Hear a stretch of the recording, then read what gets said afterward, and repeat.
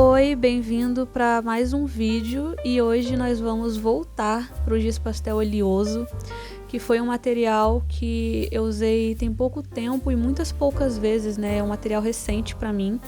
Eu fiz algumas pinturas que inclusive estão aqui no canal, mas tive que guardar na gaveta de novo porque eu tinha outras coisas para fazer, né? Eu mexo mais com aquarela, com digital.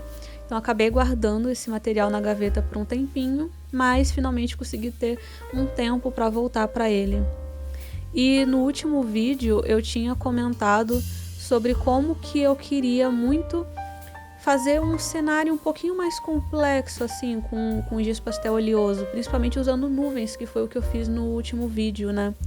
Porque quando eu estava fazendo as nuvens, eu percebi que o efeito fofo dessas nuvens me lembrava muito algumas cenas ou alguns cenários do estúdio Ghibli.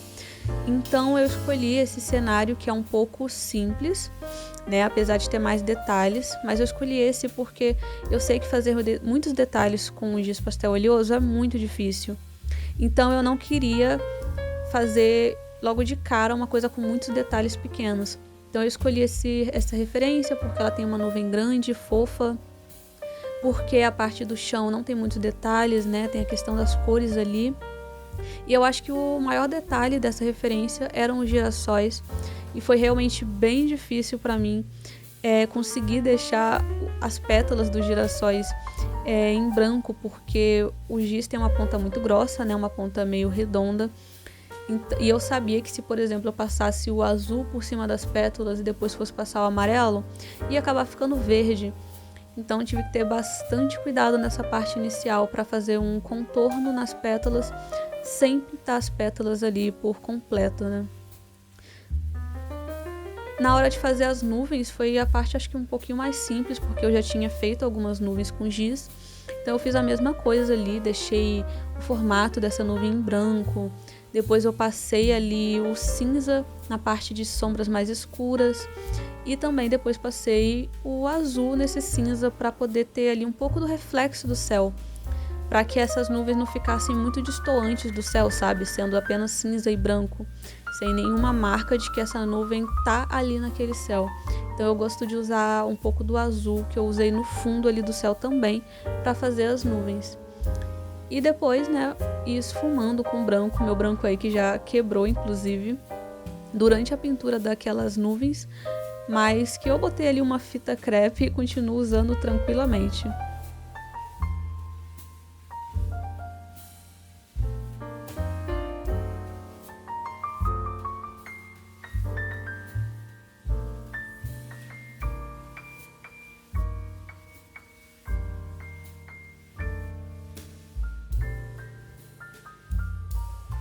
Essa parte da esfumação, né, com o branco, é uma das partes em que eu faço assim, sempre com um pouquinho de dor no coração.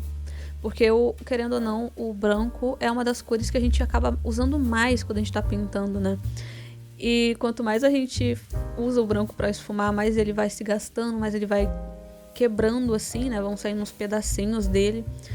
E dá um certo dó, né? Porque a gente sabe que quando acabar o branco, vão ter muitas coisas que a gente não vai conseguir fazer direito. Mas o jeito vai ser trocar a caixa, né? Comprar outra caixa para ter mais branco. Então não tem muito jeito, né? Ainda mais na questão de fazer nuvens. Eu queria muito fazer nuvens. Então acabei aí gastando bastante o meu branco, né? Digamos assim. Acho que ele já tá quase na metade comparado aos outros dias. Inclusive eu vou procurar saber se eu encontro caixas que tenham só o giz branco, porque eu acho que isso pode ser muito útil para fazer pinturas maiores, né? Mas eu fui usando aí bastante para poder deixar essa nuvem bem fofinha, né? Misturando o azul com o cinza e o branco para fazer essas partes mais de sombra. E também esfumando a pontinha das nuvens com o branco, como eu tinha feito da última vez que eu fiz nuvens, para que a parte do contorno da nuvem se misture um pouco com o céu, sabe? E dê aquela ideia de que as pontas são transparentes. Acho que essa parte também é muito importante para que fique uma coisa mais interessante na hora de pintar, né? E antes que eu me esqueça, né, se você é novo por aqui, não esquece aí de curtir o vídeo, de se inscrever no canal, também de comentar aí o que você tá achando. Eu tô sempre tentando trazer alguns conteúdos pra cá, porque eu gosto muito desse formato de vídeo, gosto muito de falar sobre pintura. Então vai ter sempre alguma coisa por aqui. Semana passada eu não consegui ter uma frequência muito boa aqui no canal, mas a partir de agora eu acho que eu consigo me organizar melhor para poder não deixar aqui sem vídeo também, né? Agora, na hora de fazer o chão, né, que seria essa base do chão, foi quando eu comecei a tentar já começar a pensar em como que eu ia pintar o caule desse girassol, porque ele também é verde e a gente tem pouquíssimas opções de verde nessa caixa de 16 cores que é a minha, né? Então eu pensei, tá, se o chão vai ser mais escuro na base, então eu vou misturar com um pouco de azul para que fique um pouco mais destoante, sabe, do tom de verde que já vem na caixa.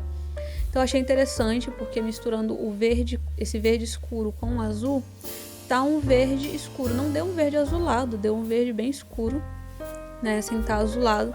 Acredito que se eu passasse mais azul ficaria azulado, mas eu acho que já consegui dar uma diferença um pouco melhor do verde da caixa, né? Porque eu tenho que tentar criar tons diferentes para que não fique tudo a mesma coisa e no final das contas tudo se misture, sabe? E aí na hora de fazer essa parte mais clara, que é a parte de cima da grama, né? Eu usei o verde mais claro que já vem na caixa e por fim eu passei também em amarelo, porque é como se tivesse alguma luz batendo ali em cima, né? Então quanto mais em cima, mais claro tá esse verde. E eu gosto sempre muito da ideia de misturar tons, né? Não usar só verde claro e verde escuro, mas botar ali também um pouquinho de amarelo, é como se desse um brilho. E eu acho muito interessante isso. Acho que é uma das coisas que eu mais gosto no giz pastel oleoso, é como você consegue misturar essas cores quase como se fosse uma tinta, sabe? Quando você coloca as tintas no godê, o amarelo e o verde, para dar ali um tom de verde amarelado ou de amarelo esverdeado. Então fazer isso com o giz, pintando, eu acho muito interessante. É muito gostosinho assim de você fazer isso. Você vai esfumando até unir as duas cores, fazendo um degradê. E aí fica com essa sensação de brilho. Para mim dá uma diferença muito grande quando você olha para a pintura num todo, sabe?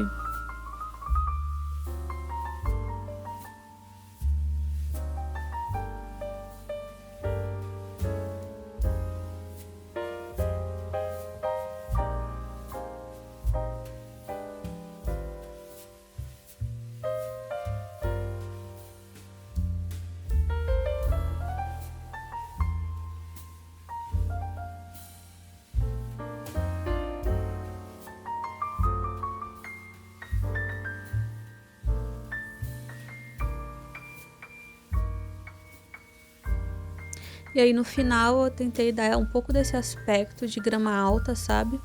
Fazendo essas linhas na hora de misturar as cores. E aí ficou até que bem natural.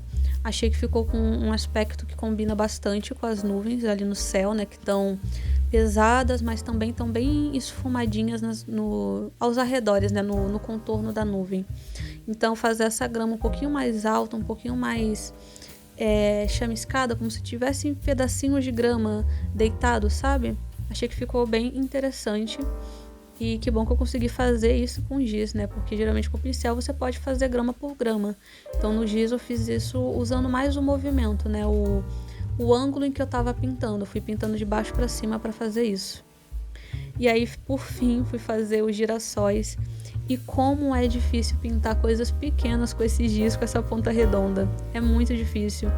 Então eu tentei usar ali começando pelo mais claro, fui usando ali depois os tons mais escuros de marrom para fazer essa parte de dentro do girassol, né, que é tipo um miolo, não lembro o nome. Mas eu fui assim, com muita calma, e mesmo assim ele dava uma borradinha para fora. Mas eu pensei, bom, eu posso tentar usar isso quando fazer as pétalas, porque aí quando eu puxar o amarelo, ele vai vir com talvez um pouquinho desse marrom e talvez fique interessante. E aí eu fiz isso, né? Fiz primeiro essa parte de dentro. E aí eu resolvi fazer uma base amarela para todas as pétalas, porque o girassol teoricamente ele é amarelo, só que ele não é um amarelo amarelão como esse amarelo que vem, né? E também tem o fato de que esse amarelo é muito clarinho, então não ia aparecer muito se eu pintasse só com ele. Então, eu resolvi fazer uma base, que é para me ter essa noção de onde que eu vou pintar. E aí depois vir com outras cores por cima. Eu fiquei aí de olho nesse amarelo meio amarronzado que tá ali do lado do rosa escuro, sabe? Eu achei que ele podia também dar um pouquinho desse toque, então eu pensei, eu vou aproveitar isso, mas eu preciso colocar o amarelo na base para que não fique marrom, né? Para que fique com um aspecto de que é um amarelo, apesar de ter outras cores nele.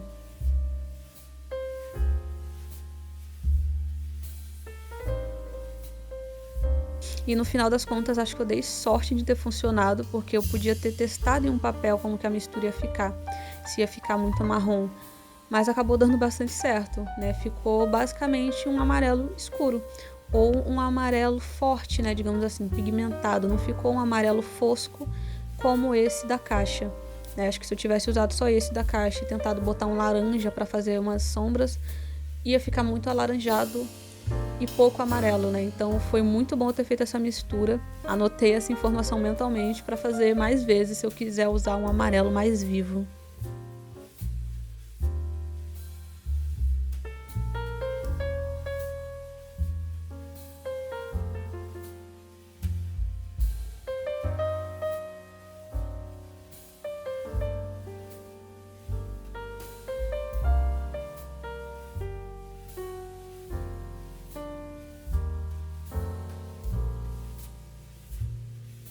Então, né, como os girassóis costumam ser um pouco alaranjados quando eles estão abertos assim, bem vivos, eu peguei o laranja, mas eu fui passando ele muito suavemente, porque eu não queria que ficasse laranja, eu queria que ficasse amarelo mesmo. Mas eu passei assim, principalmente na parte de baixo das pétalas, na parte em que a gente une com esse caule marrom, não é caule, né? É com esse miolo de dentro, eu não sei o nome mesmo. Mas eu fui passando bem devagarinho, fazendo ali alguns desenhos, porque basicamente todas as pétalas se misturaram muito, né? Não ficaram muito desenhadas. Então, fazer desenhos dentro delas ajuda um pouquinho a que de longe a gente consiga ver que são pétalas separadas, sabe? Como se fossem linhas no sentido da pétala. Então, de longe dá um pouquinho essa ideia. Essa foi meio que a solução que eu achei para resolver esse problema dos detalhes, né? Que para mim é um pouco agoniante não poder fazer detalhes tudo certinho, sabe? Mas de certa forma a gente vai achando soluções ao longo do caminho e eu acabei gostando bastante de como ficou com essa mistura de cores, sabe? Em cada pétala.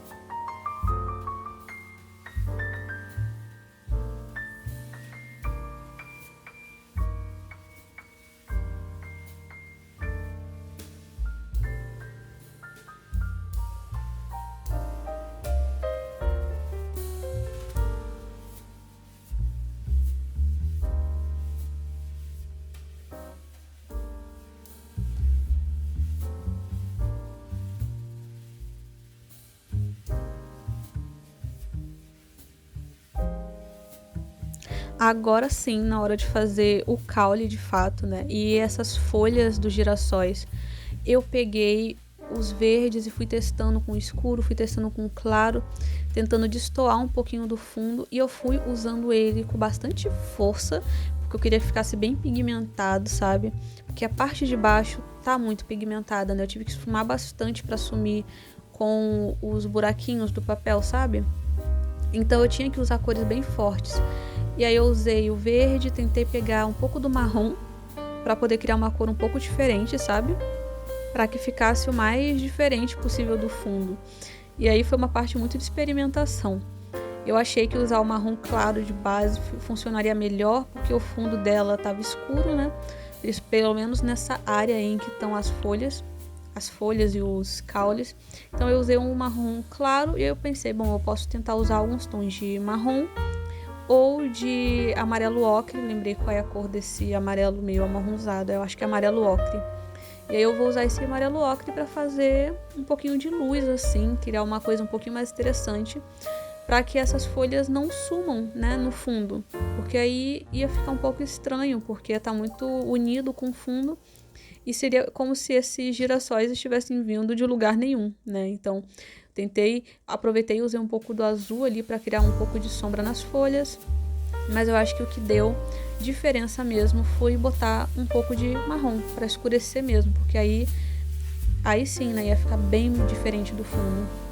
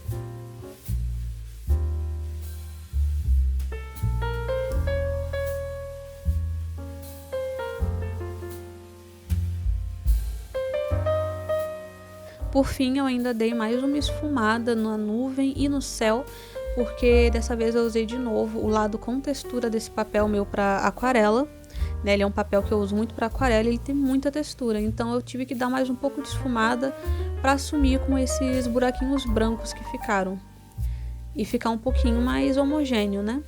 Que eu não tô usando ainda óleo para poder fazer essas pinturas. Depois eu posso experimentar, mas por enquanto eu tô fazendo todas as misturas só esfumando mesmo.